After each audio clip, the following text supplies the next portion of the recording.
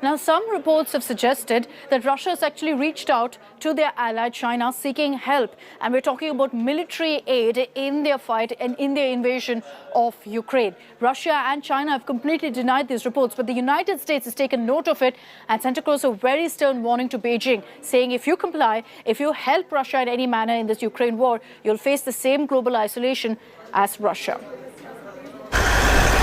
Tight security outside this hotel in Rome marked the high-stakes diplomacy inside. U.S. National Security Advisor Jake Sullivan pressed Washington's message on a Chinese diplomat, asking Beijing not to take additional actions to support Moscow amid the Russian invasion of Ukraine. The White House described the 7-hour sit-down between Sullivan and Yang Jiechi as intense, reflecting what it called the gravity of the moment. Sullivan warned China of the economic penalties and global isolation it would face if it continues to support Russia in its invasion of Ukraine. White House Press Secretary Jen Psaki. Should they provide military or other assistance that, of course, violates sanctions or supports the war effort, that there will be significant consequences. But in terms of what those specifics look like, we would coordinate with our partners and allies to make that determination.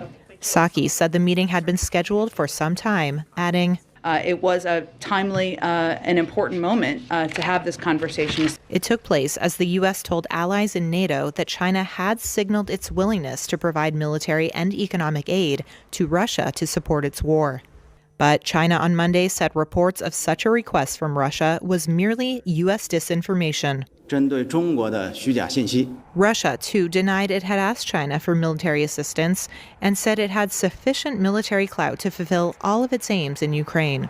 U.S. officials and allies have tried to make clear to Beijing in recent weeks that siding with Russia could carry consequences for trade flows, development of new technologies, and could expose it to secondary sanctions. China, a key trading partner of Russia, has refused to call Moscow's actions an invasion, although China's President Xi Jinping last week did call for maximum restraint and expressed concern about the impact of Western sanctions on the global economy.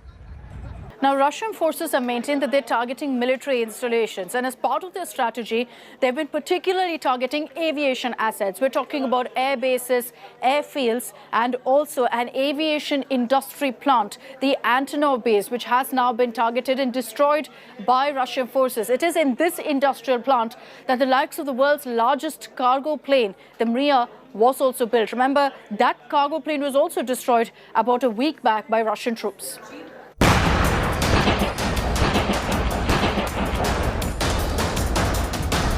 Another day, another ominous plume of smoke. This one rising from Ukraine's besieged capital city, Kyiv. This particular target, the building on fire after heavy shelling, is the famous Antonov aircraft factory. According to the Kyiv administration, a high-rise building on the factory site has also come under attack with human casualties. The damage inside Kyiv is part of a visible escalation in Ukraine's capital after 19 days of the damage mostly seen only outside the city.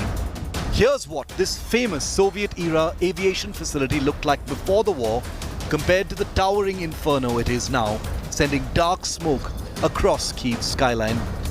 The shelling of Antonov's serial production plant is being seen as a targeted attack on the country's aviation power and aircraft heritage.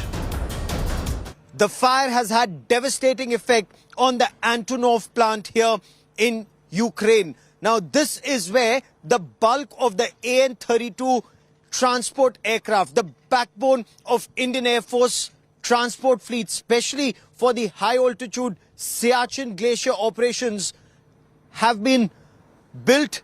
You can hear the quick fire happening right now, some kind of artillery or rocket fire you can hear in the background, and this shows that Kyiv is directly now in the line of Russian attack. Its Dreamjet, the world's biggest ever aircraft, the Seoul Antonov AN-225 Mriya, was destroyed in Russian shelling at Antonov's Hostomel airfield just north of Kyiv. With the destruction of the Kyiv facility, it has become clear to Ukrainians that no target is off limits. With With Gaurav Sawant, Geeta Mohan and Rajesh Pawar in Kyiv, Ukraine. Bureau Report, India Today.